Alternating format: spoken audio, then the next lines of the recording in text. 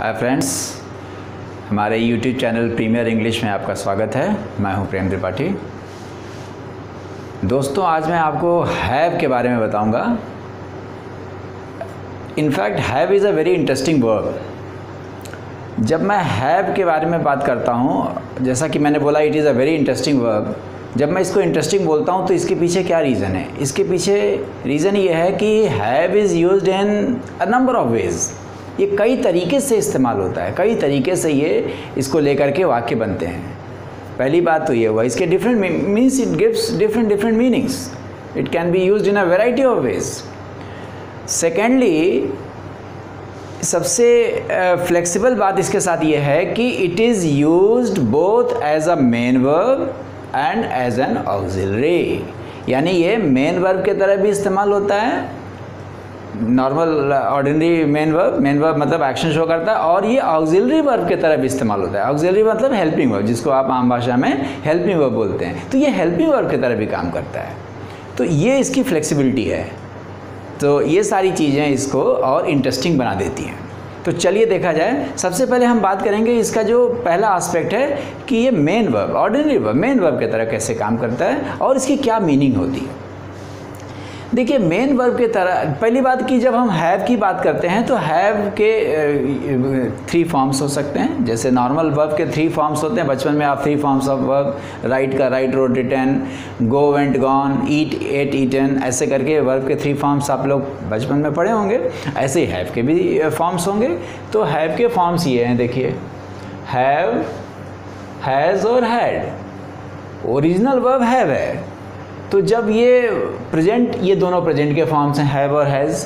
Present में भी, और ये पास्ट का हैड है। प्रेजेंट में भी जब नाउन प्लूरल होगा, सब्जेक्ट जो है प्लूरल नाउन होगा, या आई, वी, यू और दे, इस तरह के ये 4 प्रोनाउंस होंगे हमारे। जब सब्जेक्ट इस फॉर्म में कोई होगा तो हम हैव यूज़ करते हैं। और जब हमारा सब्जेक्ट सिंगुलर नाउन है, जैसे राम है, रोहन है, गीता है, या ही, शी और इट, इस तरह का प्रोनाउन है सिंगुलर, तो वी यूज़ हैज़। तब हम हैज़ यूज़ करेंगे। और पास्ट टेंस में had is past tense. Past tense में कोई भी सब्जेक्ट हो, सिंगुलर हो या प्लूरल हो, इट हार्डली मैटर्स, उसमें हैड यूज़ करेंगे। तो पहली बात तो ये है। नेक्स्ट इज़ कि हैव की जो मेन मीनिंग होती है, जिसके बारे में हैव को ज़्यादा लोग इसको क्या समझते हैं कि it gives the idea of possession. ये पजेशन की बात करता है, पजेशन ऑफ ऑब्जेक्ट्स। ज़्यादातर इसको पजेशन के लिए यूज़ करते हैं। ओनरशिप जिसको कहते हैं, ओनरशिप, पजेशन, अधिकार के बारे में। तो ज़्यादातर उस रूप में इस्तेमाल होता है। इंडिविजुअल कैरेक्टरिस्टिक्स वगैरह के लिए भी आता है। अभी एग्जाम्पल्स देखेंगे। देखिए एग्जाम्पल देखिए, आई हैव अ रेड कार।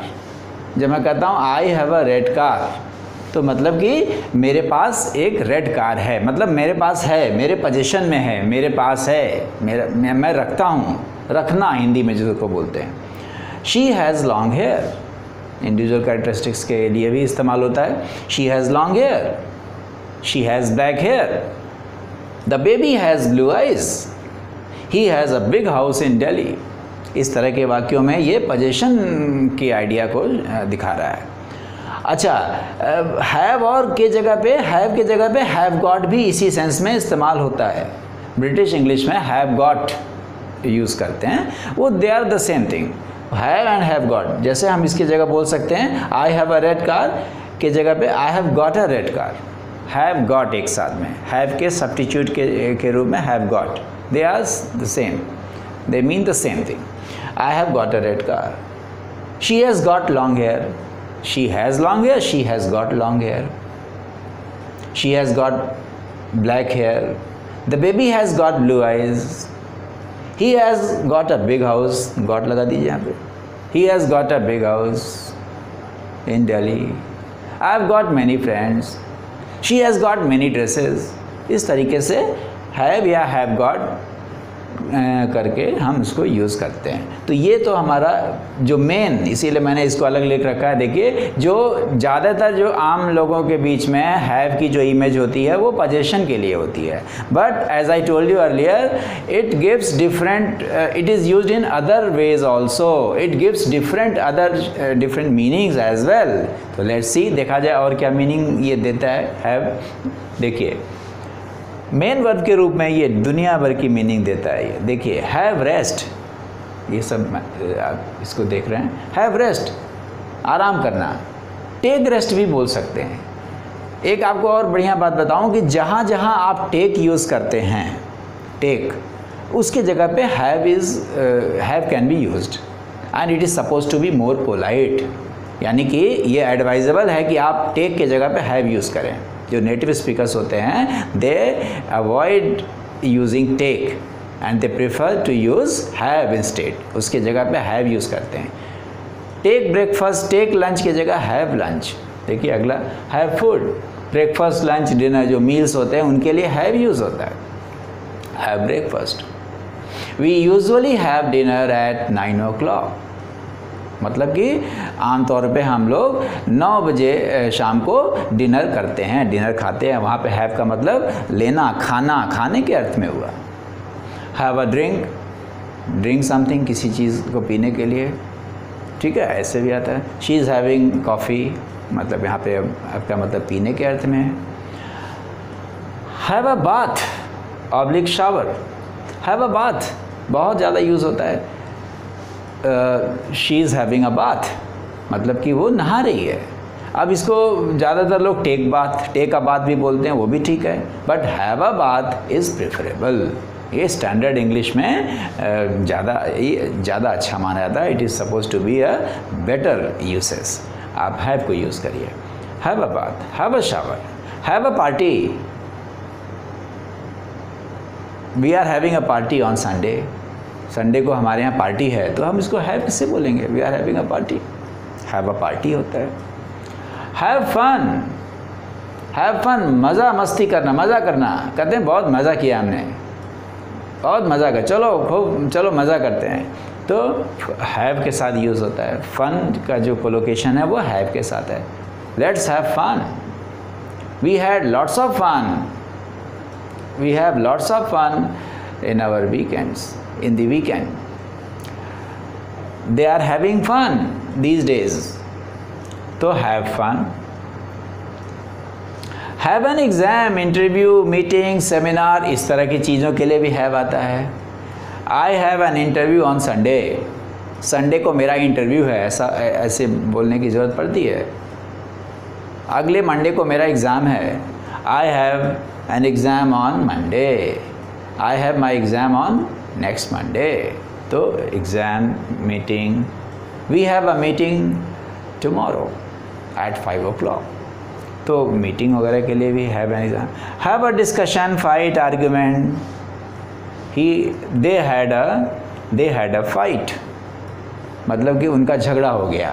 बोलना हिंदी में, देखिए हिंदी के सेंटेंसेस का पैटर्न दूसरा है। इंग्लिश जो उसका बनेगा वो वर्ड बाय वर्ड ट्रांसलेशन नहीं होगा, उसके लिए आपको जानना पड़ेगा कि हैव अ फाइट होता है, ठीक है। They are having a discussion, they are having a heated discussion, बहुत बहसबाजी तू मैं हो रहा है, तो have a discussion, have a fight, have an argument, इस तरह से भी यूज़ होता है, ठीक है। Have a walk, let's have a walk, have a walk, have a ride, have a hike, इसके लिए भी इस्तेमाल होता है। Have a nice time, have a great time, have a tough time, have a terrible time, ये बहुत common usage है। ये कहते हैं भाई आजकल मैं बहुत परेशान हूँ, बहुत ख़राब टाइम मेरा चल रहा है, बहुत परेशान हूँ, बहुत बुरा वक्त चल रहा है मेरा, तो उसके लिए इंग्लिश में बोलेंगे आई am having a tough time. Terrible लगा दीजिए, इसके जगह पे टेरिबल और बुरा, एक डिग्री और आगे करना हो, I am having a terrible time. They are having a nice time, तो अब समय अच्छा, they are having a great time, she is having a great time these days, तो ऐसे करके भी यूज़ होता है। Have a baby, have a baby का मतलब हुआ it can mean either, it can mean two things, be pregnant, if a lady is pregnant तो भी बोलते हैं she is having a baby, और या गिव बर्थ, लेडी ने किसी बच्चे को जन्म दिया तो भी बोलेंगे she had a baby last month, उसने लास्ट मंथ एक बेबी को बर्थ दिया, जन्म दिया, she gave birth to a baby, to a baby, तो she had a baby, she had a female, she had a baby girl last month, तो यानी कि गिव बर्थ के सेंस में भी आता है। तो you can see for your self कि हैव कितने वेराइटी ऑफ वेज में इस्तेमाल होता है और इसके कितने तरीके से। ये जो एस्पेक्ट था जो अभी तक हम देख रहे थे, ये हैव का कौन सा रूप था, ये we were using have as main verb, इसको मेन वर्ब की तरह हम इस्तेमाल कर रहे थे। अभी मैंने बोला था कि हैव के अंदर डुअलिटी है, डुअल नेचर है, इसका डुअल एस्पेक्ट है, ये दो तरीके से इस्तेमाल होता है, ये हेल्पिंग वर्ब की तरह, ऑक्सिलरी वर्ब की तरह भी इस्तेमाल होता है। और जब ऑक्सिलरी वर्ब की तरह जब इस्तेमाल होता है तब ये परफेक्ट टेंसेस बनाने में इस्तेमाल होता है। चलिए हम वो एस्पेक्ट भी देख रहे हैं। I will remove this.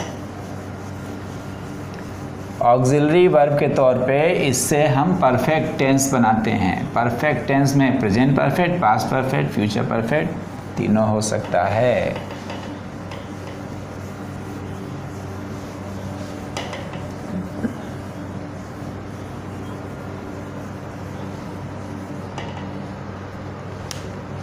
Perfect tense, perfect tense में पहले प्रेजेंट परफेक्ट देख लिया जाए।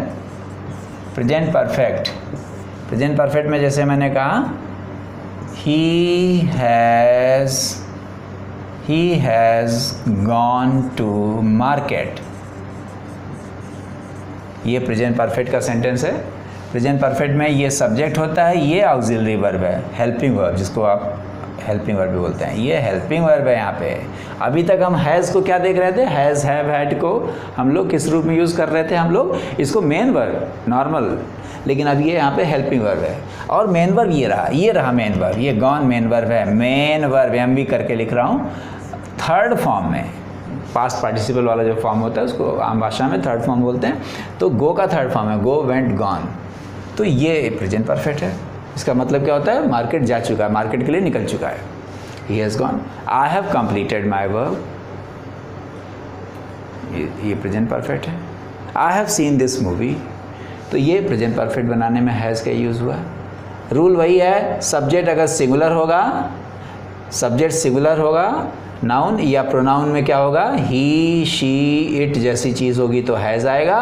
और सब्जेक्ट अगर प्लूरल होगा या I, we, you, they, I, we, you, they, इस तरह का प्रोनाउन अगर यूज़ होता, यहाँ पे अगर आई लगा होता, दे लगा होता, यू लगा होता, तो इस तरह के प्रोनाउन यूज़ होते तो यहाँ हैव आ जाता। I have completed my work, ये प्रेजेंट परफेक्ट है। और पास्ट परफेक्ट में, पास्ट परफेक्ट में चाहे कोई भी सब्जेक्ट हो, पास्ट परफेक्ट में हैड लगेगा, पास्ट के लिए सिर्फ हैड है, डुअल नेचर है। अभी तक इसको मेन वर्ब के रूप में देख रहे थे, अब ये परफेक्ट टेंसेस में ये हेल्पिंग वर्ब, इसका दूसरा पहलू आ गया। अब इसका दूसरा पहलू चल रहा है हैव का, एज ऑक्सिलरी। पास्ट परफेक्ट में the train had already left, the train had already left before I reached the station। देखिए इस सेंटेंस को देखिए, the train had already left, had past perfect का जो क्लॉज है वो ये वाला है, ये वाला clause past perfect, subject had लगा हुआ है, यहाँ तो सोचना ही नहीं, यहाँ तो केवल हैड लगेगा। और वर्ब का थर्ड फॉर्म, लीव का third form. Train had already left before I reached station, मेरे स्टेशन पहुँचने के पहले ट्रेन ऑलरेडी जा चुकी थी, निकल चुके थे, ये पास्ट परफेक्ट हुआ। फ्यूचर परफेक्ट का अगर होता तो फ्यूचर परफेक्ट में विल आ जाएगा। फ्यूचर परफेक्ट अगर होगा तो क्या हो जाएगा, फ्यूचर परफेक्ट में ही will have completed, he will have completed the work by Sunday। देखिए अब यहाँ पे ये फ्यूचर परफेक्ट का स्ट्रक्चर है, will, have और वर्ब का third form. Will have completed. यहाँ पे ये दोनों ऑक्सिलरी हैं और ये मेन वर्ब है।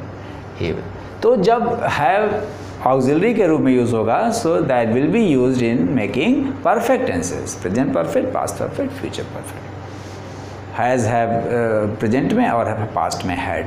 प्रेजेंट में सिंगुलर के लिए हैज़ और प्लूरल के लिए हैव। बस यही है, और इस तरीके से हम परफेक्ट टेंस बनाते हैं। तो आपने ये देखा कि हैव कितना इंटरेस्टिंग है, इसकी डुअलिटी देखा और वैरायटी ऑफ वेज में इट कैन बी यूज्ड, और सारे मीनिंग्स को आप डे टू डे लाइफ में यूज़ करते हैं। इसको ठीक से देखिए और फिर आगे चलिए। Okay, thank you, bye, see you.